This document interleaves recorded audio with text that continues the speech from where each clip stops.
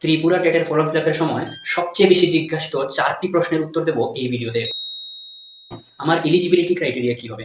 তুমি যদি গ্র্যাজুয়েশন করে থাকো এবং বিএড করে থাকো, সেই ক্রাইটেরিয়াগুলো সেখানে অপশনগুলো দেখে সেখান থেকে সিলেক্ট করবে। এই ক্ষেত্রে খুবই বেশি সতর্ক থাকবে যে এখানে একটা অপশন রয়েছে বিএড, তারপর ব্র্যাকেটের মধ্যে লেখা আছে স্পেশাল এডুকেশন। এই অপশনটা তুমি তখনই সিলেক্ট করবে যখন তুমি বিএড স্পেশাল এডুকেশনে করেছো, অন্যথায় এই অপশনটা তোমার সিলেক্ট করার নয়।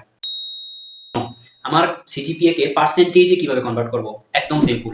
10 দিয়ে মাল্টিপ্লাই করলেই সিজিপিএ পার্সেন্টেজ হয়ে যাবে। ফর এক্সাম্পল 5.62 যদি তোমার সিজিপিএ হয়, তাহলে তোমার পার্সেন্টেজ অফ মার্কস হবে 56.20। পেমেন্টের ক্ষেত্রে যে সমস্যাটা হয়, তোমরা অনেকেই মোবাইল দিয়ে ফর্ম ফিল আপ করছো। তাহলে এক্ষেত্রে আমি রিকমেন্ড করবো, যদি তুমি মোবাইল দিয়ে ফর্ম ফিল আপ করো, তাহলে যে মোবাইল দিয়ে ফর্ম ফিল আপ করবে সেই মোবাইল দিয়ে তুমি পেমেন্ট করবে না। কারণ ক্রোম ব্রাউজার থেকে তুমি যখন গুগল পে কিংবা ফোন পেতে যাও, তখন ক্রোম ব্রাউজার ব্যাকগ্রাউন্ডে ডিসেবল হয়ে যায় এবং পেমেন্ট গুগল পেতে সাকসেসফুল হয়ে গেলেও ওয়েবসাইটে কিন্তু সাকসেসফুল হবে না। সুতরাং এই ক্ষেত্রে তুমি অন্য দ্বিতীয় কোনো মোবাইল ব্যবহার করতে পারো।